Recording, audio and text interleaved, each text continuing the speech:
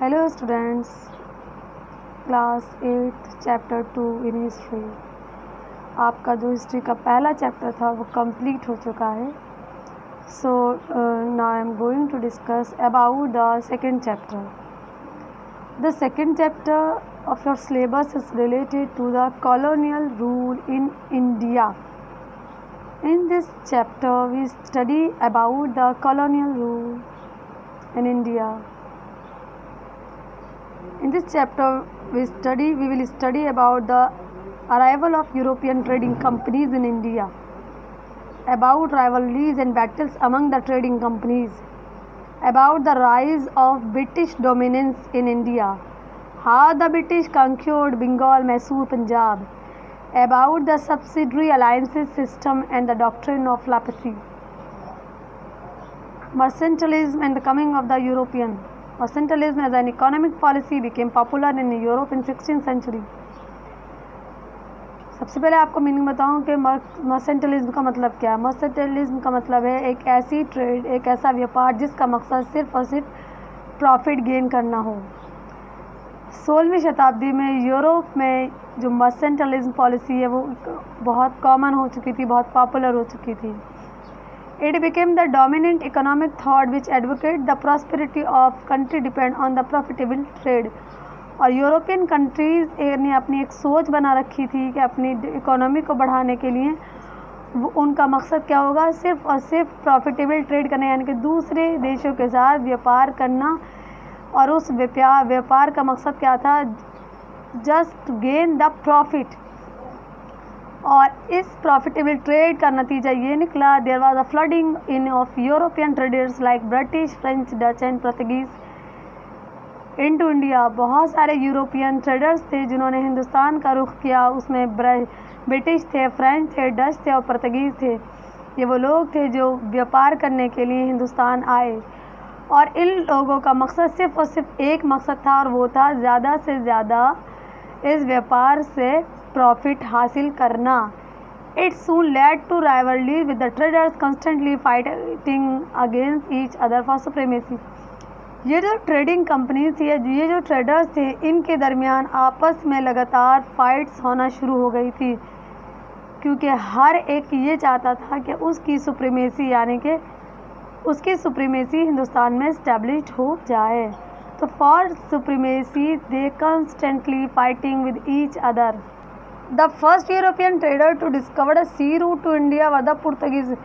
पहले जो European traders थे जिन्होंने भारत को समुद्री रास्ते से खोजा था वो थे पुर्तगीज़। और खोजने वाले एक्सप्लोरर का नाम था Vasco D gamma. Vasco D gamma was a Portuguese explorer, was the first European to reach India by sea route in 1498. Vasco D gamma वो पहले पुर्तगीज़ एक्सप्लोरर थे जो समुद्री रास्ते से 1498 में भारत पहुँचे। The Portuguese merchant were able to establish political power. और जो पुर्तगीज़ सौदागर थे वो कायम हो गए अपनी पॉलिटिकल पावर को भारत में इस्टेब्लिश करने में। Along the west coast of India with trading settlement, यानी कि भारत का जो वेस्ट साइड का जो कोस्टल एरिया था वहाँ पर पुर्तगीज़ उस एरिया को वो अपने ट्रेडिंग पर्पज़ के लिए इस्तेमाल करने लगे और अपनी पॉलिटिकल पावर वहाँ पर इस्टेब्लिश भी कर ली थी। क्योंकि पहले जो ट्रेडिंग होती थी वो समुद्री रास्तों या जो कोस्टल एरियाज थे उन्हीं रास्तों से ये बिज़नेस किया जाता था। जो पुर्तगीज़ ट्रेडर्स थे उन्होंने गोवा, दमन, Diu, salty, basin and Santhome में अपने ट्रेडिंग सेटलमेंट्स कायम किए थे, यानी कि जो भी ट्रेडिंग का व्यापार था उनका वो उन्होंने इन जगहों के साथ शुरू किया था। The Dutch arrived in India. जो डच यूरोपियन ट्रेडर्स थे वो हिंदुस्तान में 1595 में पहुँचे एंड इस्टेब्लिश ट्रेडिंग फैक्ट्रीज़। और उन्होंने अपनी जो ट्रेडिंग फैक्ट्रीज़ थी वो मसूलीपट्टनम, पॉलीकट और सूरत में कायम किया। यानी कि डच के जो लोग थे उन्होंने अपनी ट्रेडिंग फैक्ट्रीज़ कहाँ कायम की थी, मसूलीपट्टनम, पॉलीकट और सूरत में। The English east India company was formed in 1600। और जो इंग्लिश ईस्ट इंडिया कंपनी थी, जो ब्रिटिशर्स की ईस्ट इंडिया कंपनी थी, वो भारत में 1600 में यानी कि 1600 सेंचुरी में इस्टेब्लिश हुई थी। और उसके जो ट्रेडिंग सेंटर थे वो थे मुंबई, कोलकाता एंड चेन्नई, यानी कि इसने अपने ट्रेडिंग सेंटर किन जगह पर कायम किए थे, मुंबई में, कोलकाता में और चेन्नई में। The French form the French East India company, जो French European company, European traders थे, उन्होंने अपनी जो कंपनी कायम की थी उसका नाम रखा था French East India company.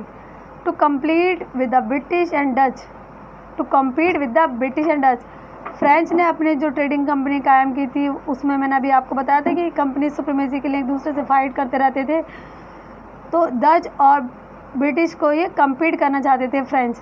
They establish factories at Pondicherry, Madras and Chandernagore. और फ्रेंच ने अपनी जो फैक्ट्रीज, ट्रेडिंग फैक्ट्रीज, अपनी जो ये फ्रेंच ईस्ट इंडिया कंपनी जो फ्रेंच के लोगों ने, फ्रेंच ट्रेडर्स ने कायम की थी, वो की थी पांडिचेरी में, मद्रास में और चंदरनागौर में। तो this is all about the mercantilism in coming of the Europeans, यानी कि मर्सेंटलिज्म क्या था और किस तरह से जो यूरोपियन ट्रेडर्स थे वो हिंदुस्तान आए। I will discuss next topic in next video. Thank you.